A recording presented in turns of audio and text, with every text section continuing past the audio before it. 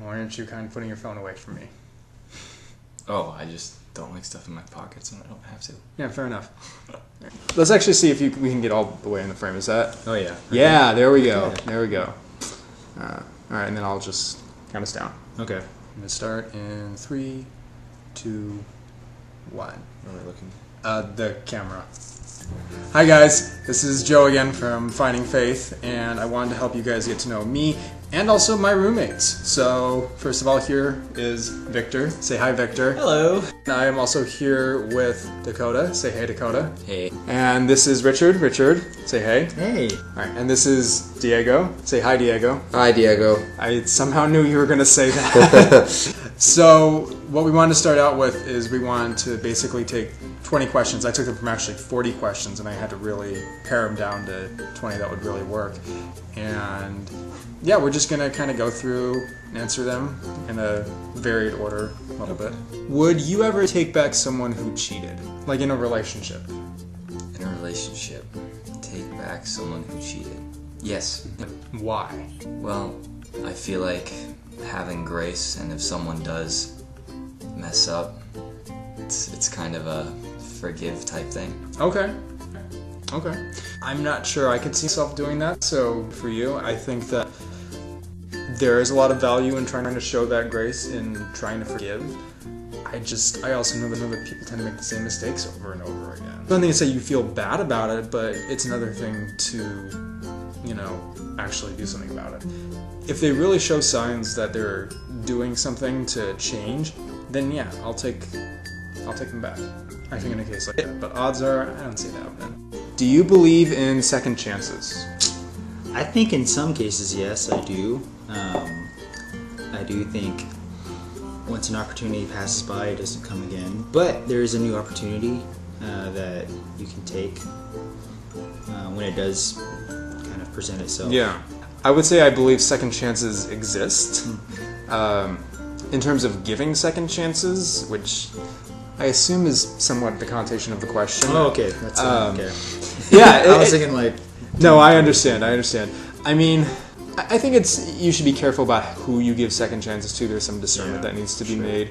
But I definitely believe second chances exist, and it's important to take them up when they arise if if you're in that place in your life, and that does take, some wisdom, and it may not be something you can decide completely on your own. Yeah, definitely. Need some advice on that. Yeah. Are you confrontational? No, very much not. Okay. I like to avoid conflict at all costs. Okay. I tend to be a little more... I don't think of myself as confrontational. I think of myself as proactive. Proactive. Which, just a nice way of saying confrontational. That is a nice way of saying it. Yeah. What's the one thing you would like to change about yourself? I think I would like to be able to be able to converse with introverted people a bit better. Okay. Yeah. Okay. I think what I would like to change about myself is I would just generally like to be more open. I tend to have kind of my own set of ideas, you know what I mean? Yeah. And then it's very easy for me to get stuck in that. So, I mean, in ways I can be open-minded, but if you hit one of those little mind lines that I have, there's not much getting past it. I see. So, what kind of parent do you think you'll be? I kind of like the way my parents did things, so I don't know. I always joke that I'll have like 5 kids and they'll all be different avatar people. They'll all have like a different martial arts style. Nice. Okay. They'll be I dig it. experts of. Is one of them, who's going to be the firebender? The firebending is Northern Shaolin, so whichever one like, jumps around more Got it. as a newborn, that's them. Okay.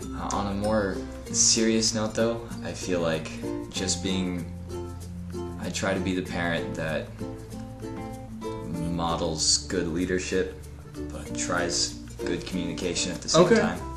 So that's something I may have lacked a little bit from my parents. Not the leadership, but the communication. Sure. Okay. I think, this is a very interesting question in a lot of ways. As a parent, I want to try and be as encouraging as I can. I want the kid to, feel like they can be themselves, like they can come talk to me about stuff. That's That's what I want it to be, because a lot of kids are very, when they mess up, you probably noticed that, right? Like in your own life, how when you mess up, oh no, I don't want my parents to find out. I want them to feel like, hey, look, I made this mistake. They can come to me. They know that they're going to have to pay for it, but they know that it's, for the better. Like if you think of Hebrews 12:11, I kind of want to instill that in my kids a little bit. A little bit of Proverbs 3:11-12. Remind me that one. So Proverbs 3:11-12 is, my son, do not despise the Lord's discipline or be weary of his reproof, for the Lord reproves him whom he loves, as the father and the son in whom he delights. Cool. Yeah. I think I know the answer to this one. Yeah, Do you consider yourself an introvert or an extrovert? I used to be an introvert. Okay. But I'm an extrovert now. Okay.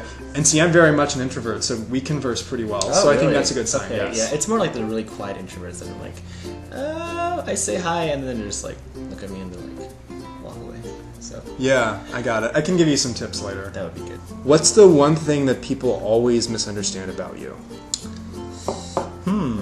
Interesting. I guess just one-dimensional. So I'm from Georgia, and I'm Asian. And if you look at just the demographic of Georgia, there's not a lot of Asians, and especially Asians who've grown up. I mean, I grew up in the country, but I also grew up in like the urban area where it's kind of like outskirts of the city in Atlanta.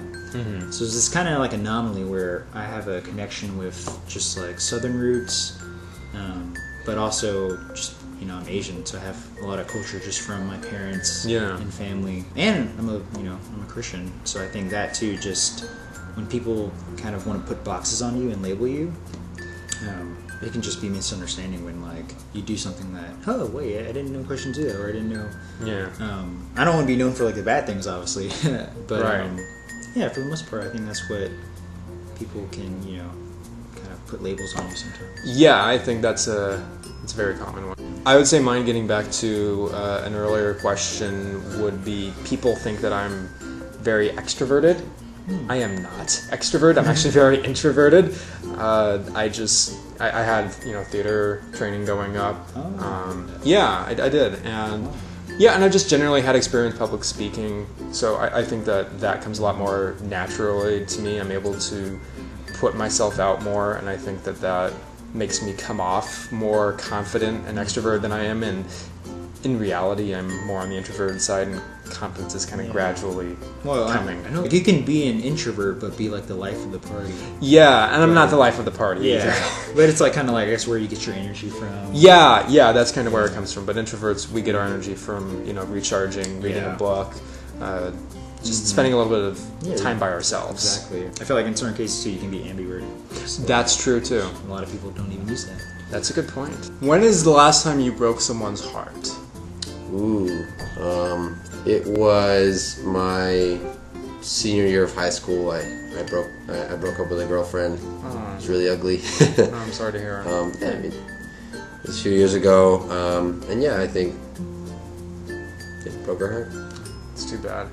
I'm not sure that I ever actually have. If I have, I haven't been told, or it hasn't. I've been told, and I don't think it's been legitimate. Because I think if you're under 15, you don't know what heartbreak feels like. No. Okay, that's good to know. Yeah.